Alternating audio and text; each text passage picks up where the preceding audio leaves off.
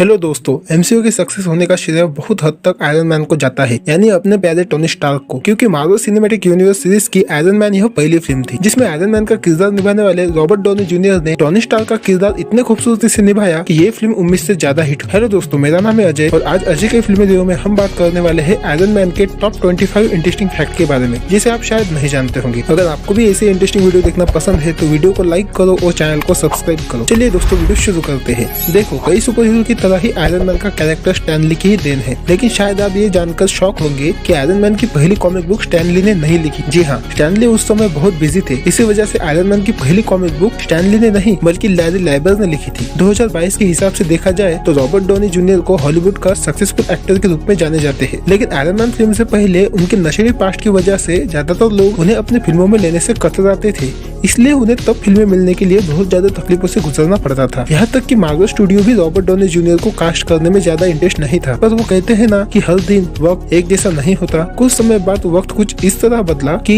इसके बाद Robert Downey junior की सभी फिल्में सुपरहिट रही। आज Robert Downey junior highest paid actor में से एक है। वो सालाना करीब $18 मिलियन की कमाई करते हैं। हम सब जानते हैं कि टोनी स्टार्क अपनी गलतियों से सीखता आया है। टोनी स्टार्क आज से करीब 60 साल पहले पहली बार कॉमिक बुक में नजर आया था और तब से अब तक टोनी स्टार्क ने अपने कई पुराने सूट की खामियों को दूर करके नए अपग्रेड किए हैं। आज तक उन्होंने अपने 53 आयरन मैन के सूट बनाए हैं। टोनी कितना जीनियस था ये तो हमें पता है। टोनी ने पेपर पैटर्स के लिए भी एक सूट बनाया था जिसे टोनी ने नाम दिया था रेस्क्यू सूट। वैसे तो आयरन मैन फिल्म में दिखाया गया है कि टोनी स्टार्क ने पहली बार आयरन मैन का सूट अफगानिस्तान की गुफाओं में बनाया था, पर ये गलत है। कॉमिक के हिसाब से आयरन मैन ने अपना पहला सूट वियतनाम में बनाया था। मार्वल में जितने भी कैरेक्टर है उन सब में टोनी स्टार्क एक जीनियस कैरेक्टर है। तो उनकी पढ़ाई कितनी जल्दी की होगी। जब टोनी 15 साल के थे तब MIT में केमिकल इंजीनियर की पढ़ाई करने गए थे और वो सिर्फ 17 साल के हुए तब उन्होंने अपनी ग्रेजुएशन कंप्लीट कर दी थी। ये फैक्ट शायद आप सबको पता होगा, पर मैं इस वीडियो में आयरन मैन से रिलेटेड एक भी फैक्ट छोड़ना नहीं चाहता। आयरन मैन की सबसे पहली आर्टिफिशियल इंटेलिजेंस का नाम जार्विस था, पर बहुत कम लोग ये बात जानते हैं कि जार्विस एक असली इंसान हुआ करता था और वही वह इंसान था जिसने टोनी के माँ बाप गुजर जाने के बाद टोनी का ख्याल रखा था। 1996 में मार्वल कंपनी ने बैंकरप्ट डिक्लेयर कर दी थी, क्योंकि वह जिसमें भी पैसा लगाते सब घाटे में जाते थे। पर उन्होंने सोचा कि एक आखिरी बार सब कुछ इकट्ठा करे